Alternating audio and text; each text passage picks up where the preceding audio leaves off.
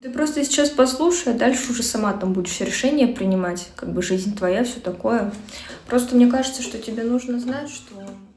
Милая моя, он выбрал тебя, потому что ты скромна, ты не предашь. Может, пару и возил раз на моря, только все растет не в твою пользу стаж. Милая, беги скорее от него, и наплевать на его зодиак.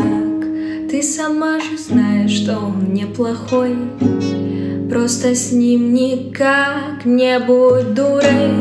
Я серьезно, ты же скоро все поймешь.